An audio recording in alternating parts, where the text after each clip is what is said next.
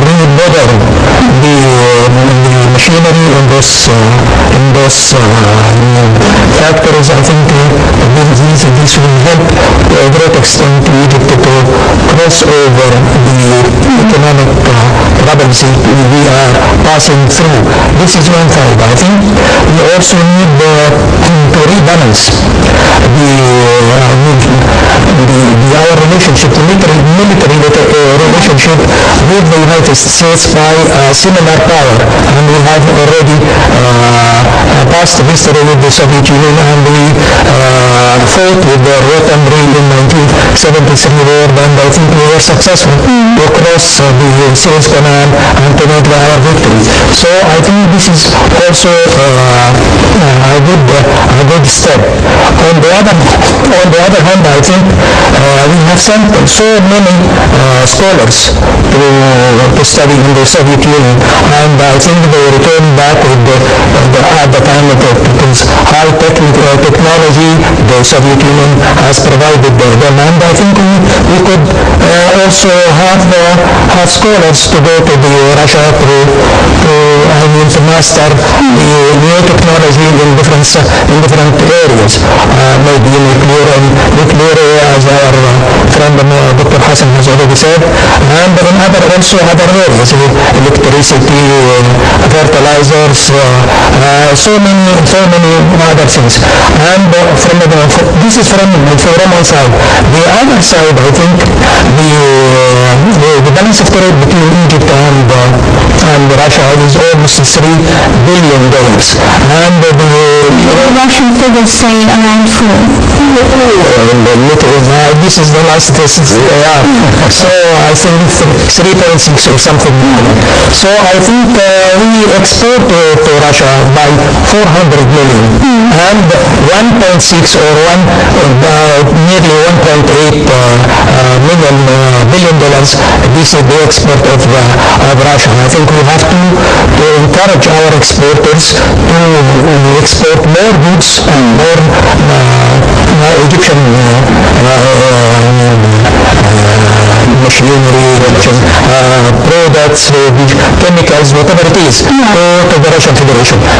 Just to balance a little bit the balance of trade, which is heavily in the... I want to ask you a question, because we know that Egypt obviously is trying to remain an independent seat at the UN Security Council. Will we expect the issue to come up in these talks? Which one? That Egypt is trying to secure a seat. Oh yes, the support. That is imperative. Will it come up in the talk? Surely, I think, because I think the Russian Federation has a permanent member of the Security Council, so the Security Council has to consent without any veto by the five big members of the Security Council, members of the Security Council, and Russia is one of them. So if the 5 members said okay, I think this will go to the General Assembly to have a vote by 2/3 of the majority. But so the vote of Russia is very important, and I think they will not decline to support us in the Security Council, to support the nomination of Egypt to an unpermanent seat in the Security Council. I think the last time it was nearly 25 years ago we were members of the Security Council.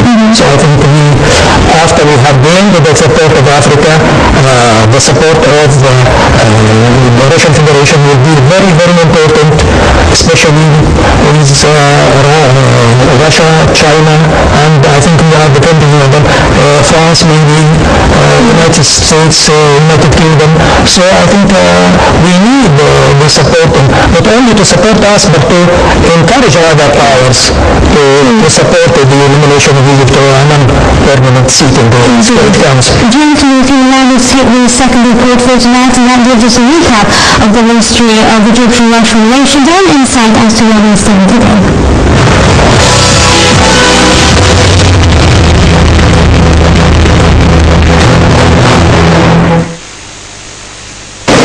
President and promising is the key phrase Egyptian and Russian officials have been offering in assessment of recent bilateral relations. Looking back, bilateral ties have almost been strong and were initially centered on the Russian government's and the Russian Church's support for the Greek Orthodox Church of Alexandria. However, in the 1950s, Gamal Abdel Nasser's independent and anti-imperialist policy earned him enthusiastic support from the communist government of the USSR. During the Nasser years, many young Egyptians studied in Soviet universities and military schools. However, the relationship went sour within years after Nasser's death, when President Anwar Sadat started reorienting the country toward the West and were severed in 1981 as a result of Soviet opposition to the Camp David peace agreement. However, in 1984, relations were re-established under Hosni Mubarak. Intergovernmental relations also improved after the fall of communism and Russia's appearance as independent political actor, with both countries agreeing to work together to help Egypt create a nuclear program which is mostly for civilian purposes. Relations between the two countries have also improved significantly following the 30th of June revolution. Both countries have worked since then to strengthen military and trade ties, among other aspects of bilateral cooperation. In November 2013, Egypt's then Chief of Staff Abdel Fattah al-Sisi and Foreign Minister Nabil Fahmy met with Russian counterparts, the Defense Minister and the Foreign Minister Sergei Lavrov, who were on a visit to Cairo. Fahmy stated that Egypt wished to return to Soviet-level relations with Russia, and the Russian Defense Minister hinted that there may be a military cooperation between the Russian and Egyptian navals and air forces. It was the first meeting of its kind since the Soviet era. Egyptian and Russian leaders exchanged 2 rounds of 4-way visits in both Cairo and Moscow following the 30th of June revolution. President Abdel Fattah al-Sisi went to Russia twice in 2014, in February when he was still Egypt's defense minister, and in August after his election as president at the Black Sea resort of Sochi.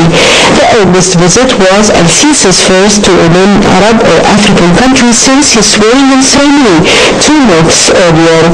During the visit, both Putin and al-Sisi agreed on boosting bilateral cooperation between the two countries.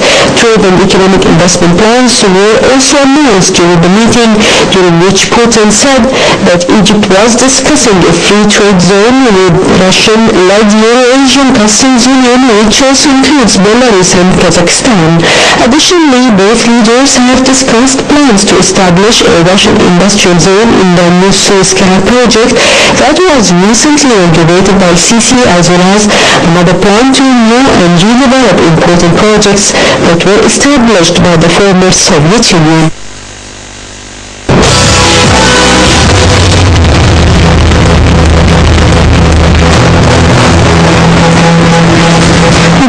Dr. Hassan, let me come to you. Obviously, there have been suggestions that not only will be discussing bilateral ties, but they're also going to be looking at the region as a whole. Now, do Russia and Egypt meet eye to eye when it comes to Iraq, Syria, the fight on Daesh, perhaps Libya and the Middle East peace process as well? Well, we all know that Russia is helping the government of Syria right now, and they are definitely against the terrorism around the area. They are definitely, if they are not exactly in the same line as us, but they are close. They are not far from each other, I think. So I think if you really look for Russia and China on one side, and some of the moderate Arab countries with them, I think together we can balance the situations and get out of this terrible situation we have in the Middle East, which we have no solutions and we have no time, no estimating time when this will finish.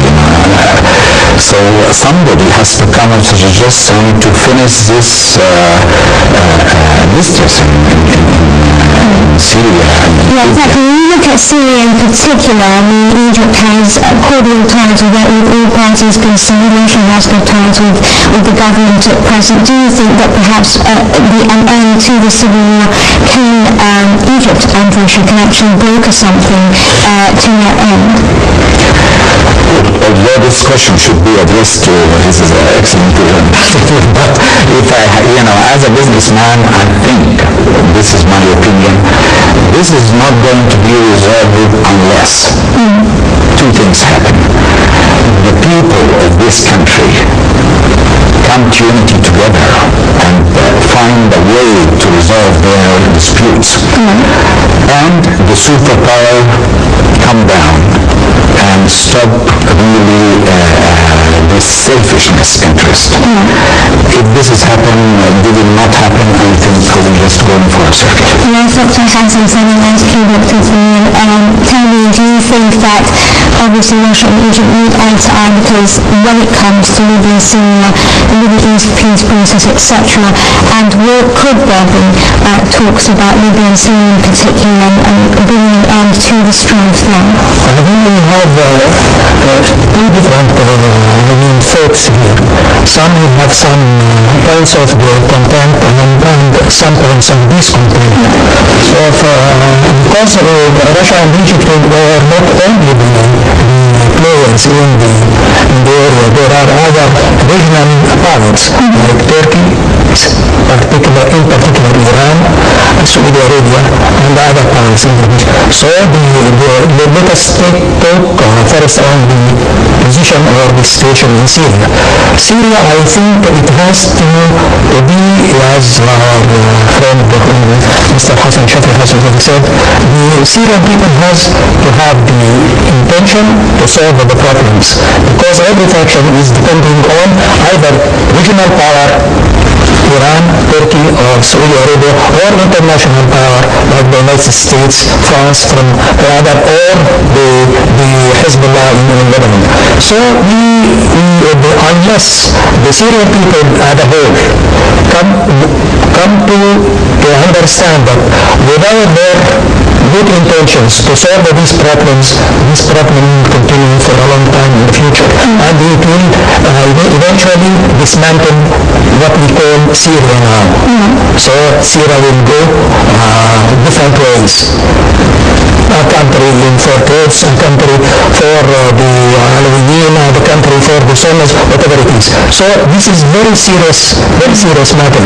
I think we have to come to first understand that the Syrian people have the intention and the goodwill to solve this problem.